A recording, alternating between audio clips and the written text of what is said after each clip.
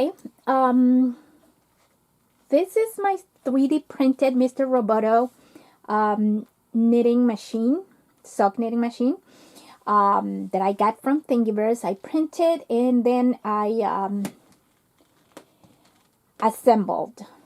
And I'm going to point out the problems I came across while trying to work with a 3D printed knitting machine. To start, I can show you there's a couple of things that are not really working that well for me. Other people have made it work. It's amazing how smart people are out there. But in my case, I am like a knitter and a crafter, and all I wanted to do was to knit on it. And this is a problem. The design is absolutely genius, but PLA is a little bit flexible. PLA is a type of filament or a type of plastic used to 3D print. That's the filament I use. There's several different ones, but PLA is less toxic, not toxic fumes, and I live in a place where snows, so it's not that I can have the windows open to let all the fumes, toxic fumes out. Really, 3D printers don't work very well with cold temperatures because what makes the filament stick is the heat. Heat melts the filament, and then that's what creates the process. But that's a story for another video. You can always check my blog, and I talk all about it on it, or write all about it on it. Please check it out. It's www.knittingfingers.com. It's right on your screen right now. Okay, so let's get back to the knitting machine. These moves when you crank the handle. So in this case, can you see?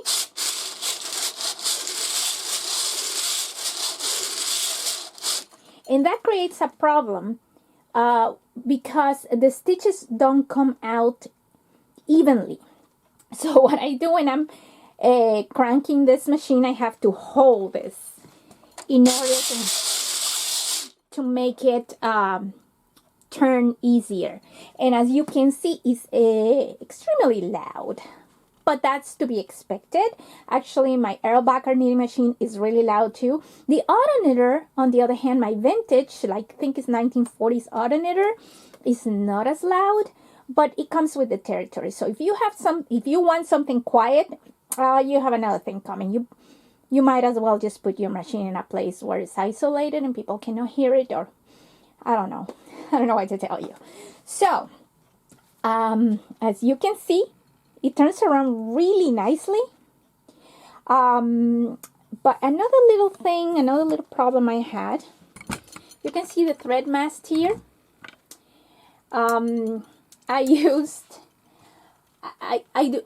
work with jewelry too, so I created this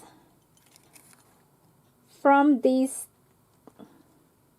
10 yards 20 gauge wire that I use for making jewelry. This is very flexible, it bends easily, and I was supposed to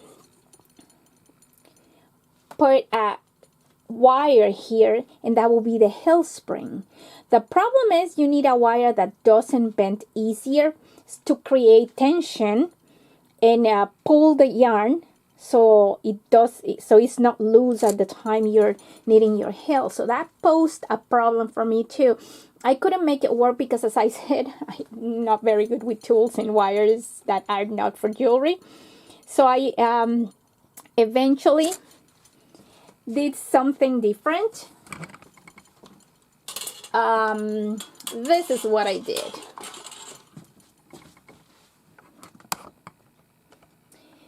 This is my KX350 thread mast. It's a Brother knitting machine flatbed. And if you notice, up here,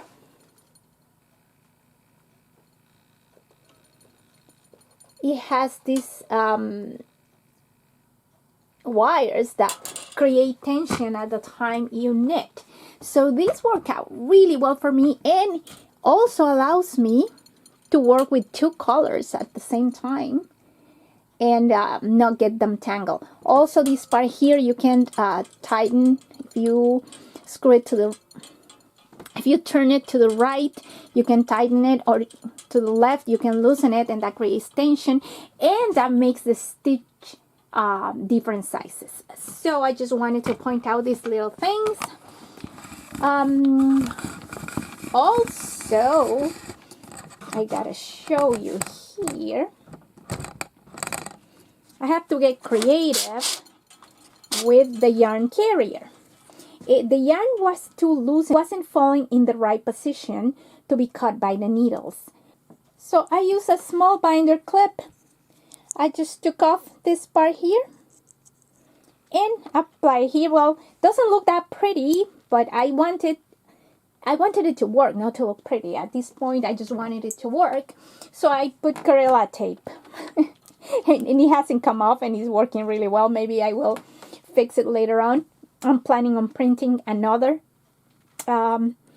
machine with the New River camshell that MrRoboto posted. And this is the weight for the heel spring, but since I don't have a heel spring, I'm really not using it. I just filled it with beads, and these are the same beads I used to fill a sock to create a weight. These machines need to have weights, so it's really a sock with a bunch of beads and rocks inside that are used for flower arranging, for flower arrangements.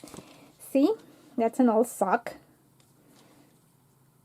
and I put a bunch of this to create my own weights. So this is my handmade torsion spring. Did the same with, I used the same wire that I used for the top of the threading mast, and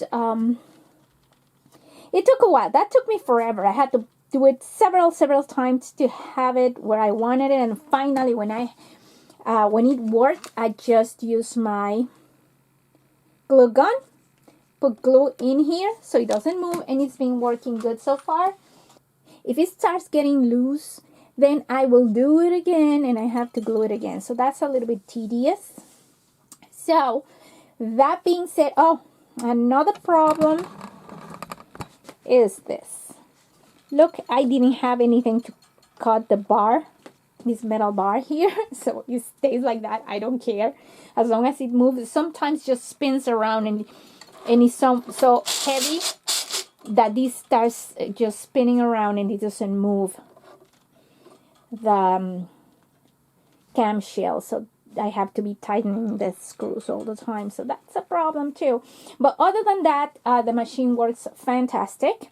I would suggest, if you want to print your machine, to make this out of wood. It will give it a stability. Steve Turner also posted his design for the wood platform, if you want to call it. And the table I'm using is from my Erlbacher 2. You can use any table that works for you, but it has to be able to withstand the weight, because you're going to be putting weights here. So after pointing all that out, then please check out my next video, where I'm going to show how to make a sock in my 3D printed MrRoboto sock knitting machine. See you on the next video.